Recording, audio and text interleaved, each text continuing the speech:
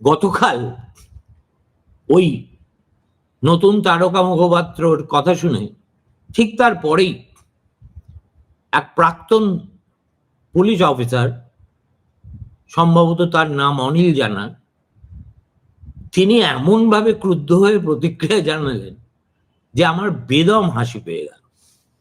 তিনি বললেন, যত সব অপদার্থের দল, কি বলতে হয় জানে না, কাকে অ্যাডমিনিস্ট্রেশন বলে জানে না, আইন কাকে বলে জানে না, অপরাজিতা বিল করছে। What is Aparajita bill? Judicial killing K certify করা, এই তো।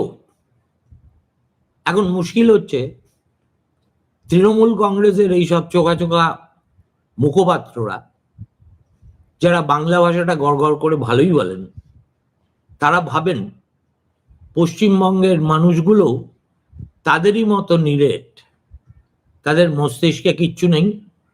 তারা যা বলবেন, যেভাবে ডিবেটকে পরিচালনা করবেন, জনমত সেইভাবেই প্রভাবিত হবে।